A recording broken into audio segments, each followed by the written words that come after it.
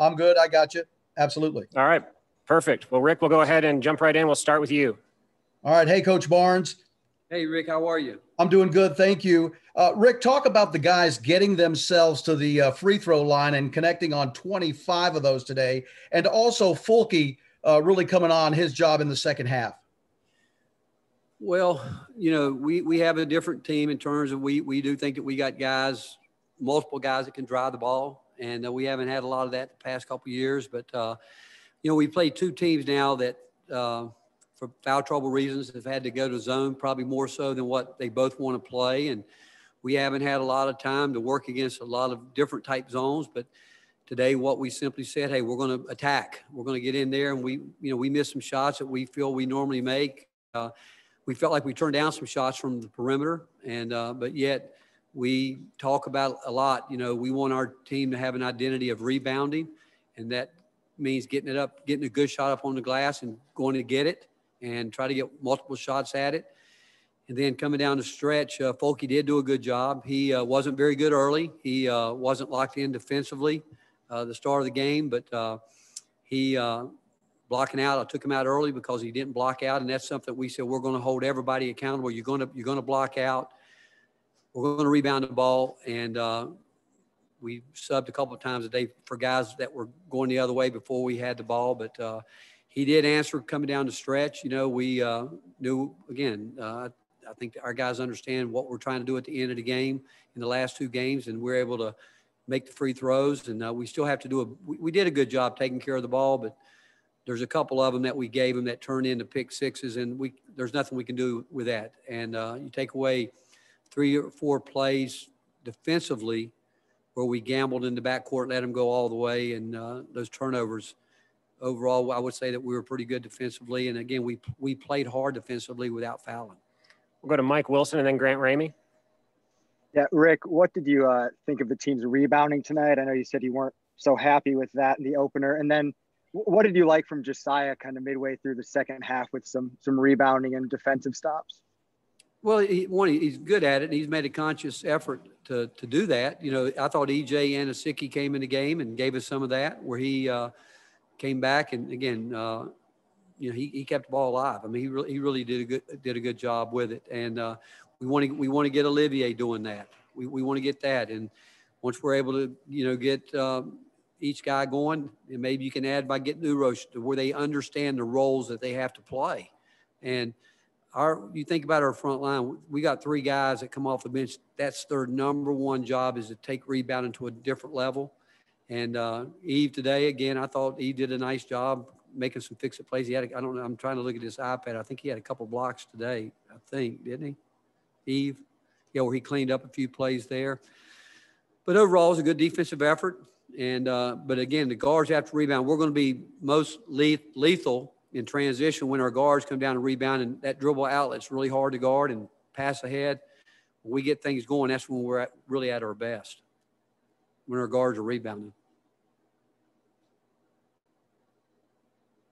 Rick, what went into Keon and Jaden having a bigger, I guess, opportunity early in the game, more minutes tonight versus what they did against Colorado?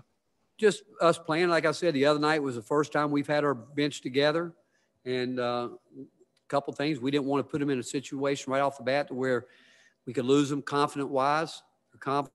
And but as a coaching staff, we're still trying to fight through this ourselves without an exhibition games. And up to this point, we've played 2 games, and we just made up our mind we were going to go early because last game we might, and it was me. I'm in charge of those subs. We waited maybe a little bit too long. One thing about you get a run like we had the other night against Colorado, the key is, can you sustain it when you get to the bench? And I think we waited too long because tonight we did the multiple substitution where we put both those guys in at one time. And it's going to help all of them. We can keep those minutes down around 25, 26 for everybody, and everybody can be productive in those minutes. It's going to help everybody. But granted, it was just a matter of still us trying to figure it out ourselves as a coaching staff, the best way to get some kind of rotation going.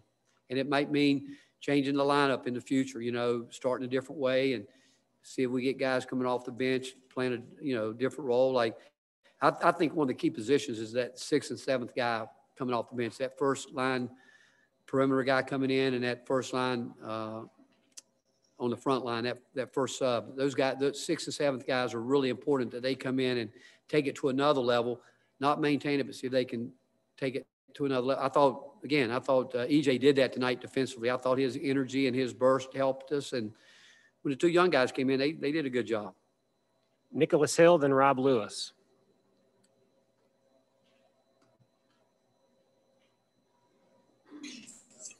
All right, Coach. What is something in the second game that you think that you guys really improved on from the first game? Like, what's just one thing that you thought was the most improved from Colorado Tuesday night to Cincinnati today?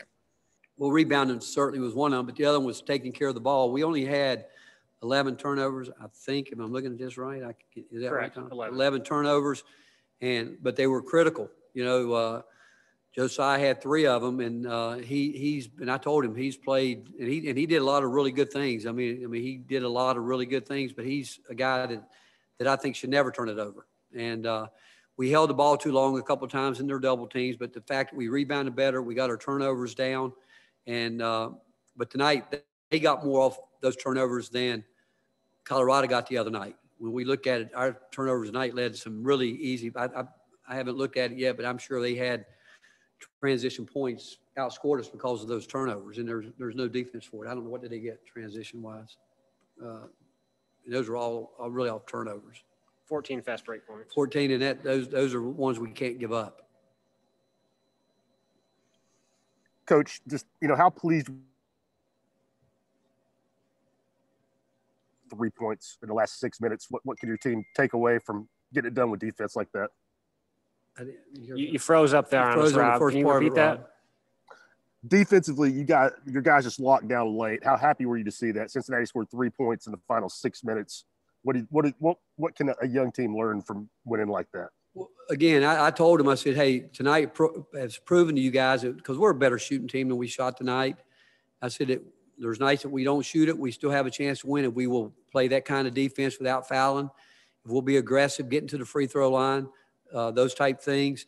But, 2 games in a row now, Rob, coming down the stretch, we have defended very well. We really have. And on the other end, offensively, for the most part, we've executed. We've played through the person we need to play through.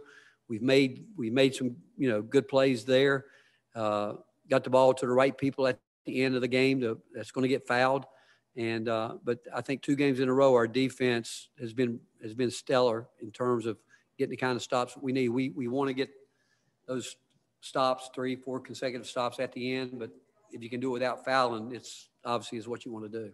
Knowing that they're being aggressive, you're trying to work hard, not giving up those straight line drives, and yet you don't want to give up the 1-pass threes. And they do good stuff. I mean, the 2 teams that we play run really good offensive sets and different things they do, and they put a bind on your defense. Wes Rucker, then Mike Wilson. Rick, would you be more concerned if the team, wasn't getting good shots right now? I mean, does it make it a little bit less of a long-term concern, the fact that maybe they are getting good looks and some of them just aren't going down? Yeah, you know what? I will tell you now, we turn down shots, and you ask anybody in that locker room that I'm upset with guys when they don't take open shots, because, again, I think we can rebound the ball. I don't want guys like the other night. We got hesitant, turned down shots. We showed them that. We got to shoot it. And, again, those shots, they're I mean, we missed some that that you got to make like you started the second half. We were missing some, but we didn't. Fulke's, too, the start of the second half weren't great balanced shots where they went down and made a couple of layups. I think they scored, 3 straight layups coming out at halftime. And we missed 3 or 4 of them. But the fact is, I do know this, that we cannot turn down open shots. We spend too much time. These guys spend too much time in the gym working on shooting to be hesitant. And but some of that, I think you got to give credit to Colorado and Cincinnati, because they've gone zone against us. And like I said, because of the stops and starts, there's a lot of things. Like, we have spent a total of maybe 15 minutes working against a 1-3-1. We had spent more time prior to our stoppage against the 2-3. And the other night we had looks at the basket. We were maybe not in the space we wanted, but we didn't force one shot the other night against the 2-3. We didn't make any of them, but today I just like the fact that these guys were driving the ball hard, and they weren't. Again, we had some looks. We didn't make them, but we're going to make shots. I'm happy that I told him. It just proves that we don't have to shoot the ball well to win basketball games, because again, we've played well against we've won 2 games against 2 really good basketball teams and not had great shooting nights. Rick, what's the timeline for Corey Walker and Drew Pember? And if not for the NCAA kind of making this a free year, would those have been guys that maybe you would have considered redshirting this season? Yeah, both of them would be guys that we would have probably put in that category, but we've never decided on who we're going to redshirt until the season gets going, really. But with this year, I don't know if we'll decide any of that, because who knows what happens with the COVID. I mean, we've got to show up and play, with 7, 8 guys? I don't know what the rule they finally passed. 7. And so we got to have everybody ready. Like you said, it's a free year. And but both of those guys are, I think they are totally, today, I think they're totally cleared from with the protocol. We'll finish up with Gustavo and then Ryan Shumpert. Rick, the finish of the second half was very strong. You had a 8-0 run in the middle of the second half and a 6-0 run by the last minute and a half. How, pleased you are for the finish strong your team had tonight? Well, I like to think that we can do that, because we've got enough experience. Enough guys have been in some high-level games in the last couple of years, and certainly Eve and Fulke's been there a lot, and Josiah played a lot of minutes. Santi got a lot coming down the stretch. I think the real key is, again, as we continue to figure this rotation out, I think every guy's going to benefit by playing 26, 27, 28 minutes, somewhere in there.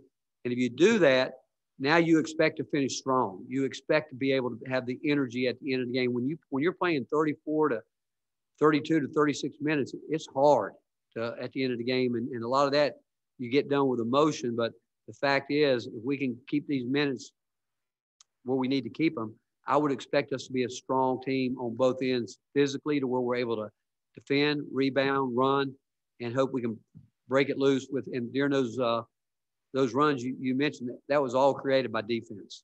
And I think we brought the energy there, and we're going to have to be able to do it. And we got a chance to be really an outstanding defensive team if we can just manage these numbers the right way and minutes the right way. You referenced it a bit a second ago, but how much do you feel like teams mixing defenses against you in the first 2 games has kept y'all from getting into an offensive rhythm, especially with, like you said, all the stop and start so far this season?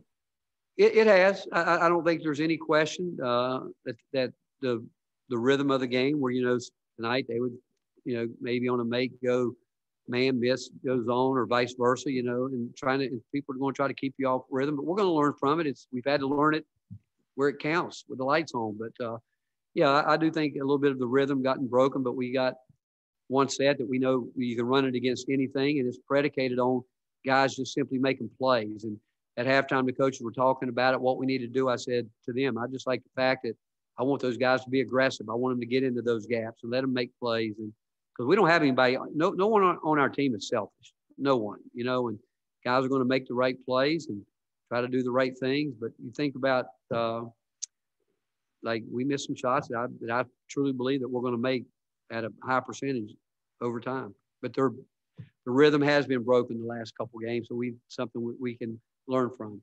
Thank you, Coach. All right, thank you, guys.